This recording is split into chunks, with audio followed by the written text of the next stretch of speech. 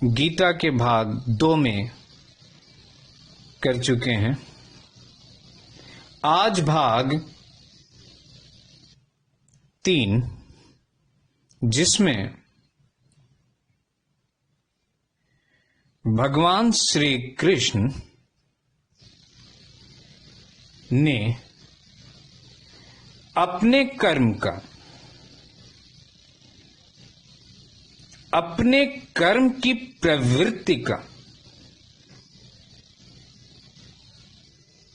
अपने कर्म करने की क्षमता का और अपने कर्म की उन्हें इन तीनों लोक में किसी भी वस्तु, किसी भी ऐश्वर्य, किसी भी भोग, किसी भी ज्ञान और किसी भी विभूति की आवश्यकता पड़ती नहीं।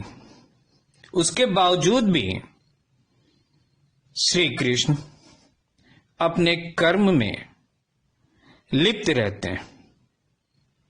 हमेशा वो कर्म में क्रियाशील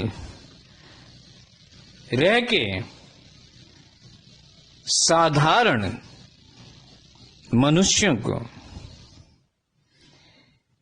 साधारण मनुष्य हमेशा समाज में स्थित आदर्श पुरुष के पद चिन्हों पे चलने का प्रयास और करने का प्रयास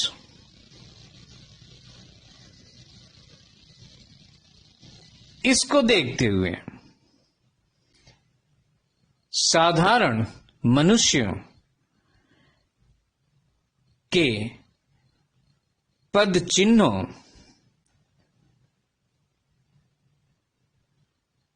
को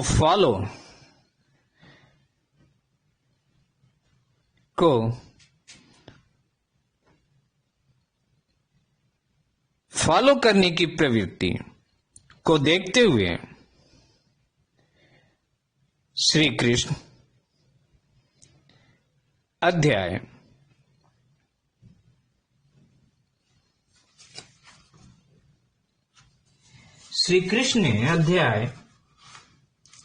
3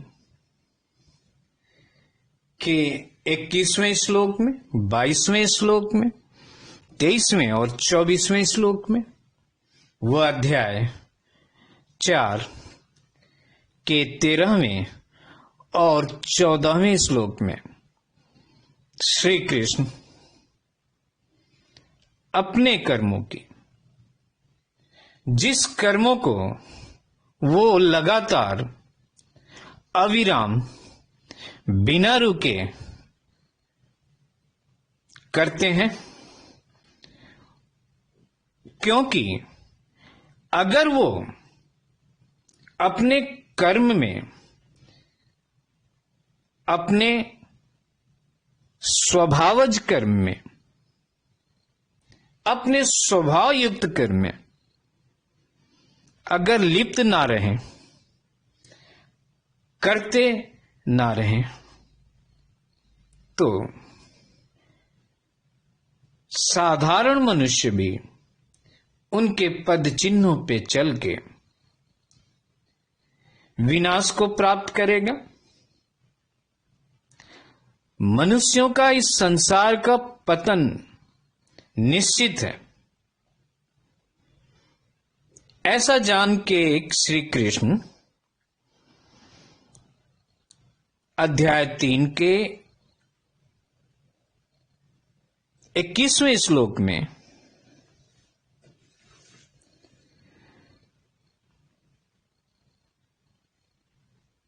श्रेष्ठ पुरुष जो जो आचरण करता है, अन्य पुरुष भी वैसा ही आचरण करते हैं, वह जो कुछ प्रमाण कर देता है समस्त मनुष्य समुदाय उसी के अनुसार बरतने लग जाता है। श्लोक 21। श्लोक 22। हे अर्जुन, मुझे इन तीनों लोकों में न तो कुछ कर्तव्य है, न ही कोई प्राप्त करने योग्य वस्तु अप्राप्त है। सभी वस्तु श्री कृष्ण को प्राप्त है। तो भी मैं कर्मों में लगा रहता हूं, बरतता रहता हूं। श्लोक 23। क्योंकि हे पार्थ, यदि कदाचित मैं सावधान होकर कर्मों में न बरतूं तो बड़ी हानि हो जाए, क्योंकि मनुष्य सब प्रकार से मेरे ही मार्ग का अनुसरण करते हैं। श्लोक 24। इसलिए यदि मैं कर्म ना करूं तो ये सब मनुष्य नष्ट भ्रष्ट हो जाएं। मैं संकर्ता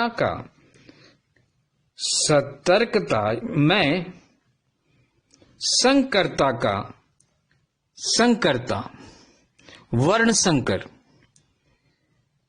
संकरता का करने वाला हूं तथा इस समस्त प्रजा को नष्ट करने वाला बन जाऊंगा। श्लोक 21 से 24, अध्याय 3। इसे पढ़ा। इसमें श्री कृष्ण को संसार के किसी भी वस्तु की इच्छा की, किसी भी ऑपुलेंस की, किसी भी ऐश्वर्य ऑपुलेंस, किसी भी इंद्रिय सुख भोग, किसी भी विभूति,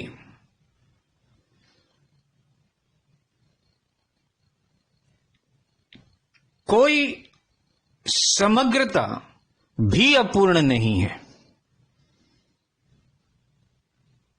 श्री कृष्ण सभी से परिपूर्ण है, संपूर्ण, परिपूर्ण।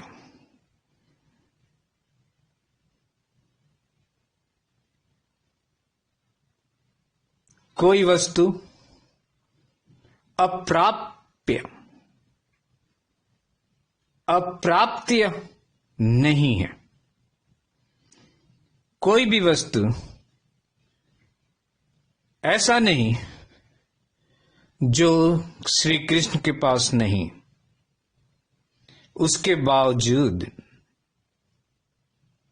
श्री कृष्ण कर्म में इसलिए लीन रहते हैं, इसलिए कर्म करते और कर्म का पालन करते। क्यों? कि ये साधारण मनुष्य अपने आदर्श का पीछा, अपने आदर्श पुरुषों का, महान पुरुषों का, धनी पुरुषों का, सभी ऐश्वर्य से युक्त पुरुषों का, सभी को जानने वाले, जिनको सभी जानते हैं, ऐसे पुरुषों का पथ प्रदर्शक, पथ दर्शक, मार्ग का अनुसरण करके अपने को श्रेष्ठ, समझदार और उन्हीं जैसा, उन्हीं आदर्श पुरुष जैसा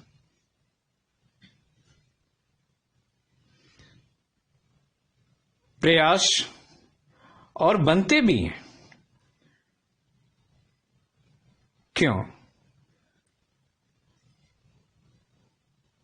जो जीता वो सिकंदर।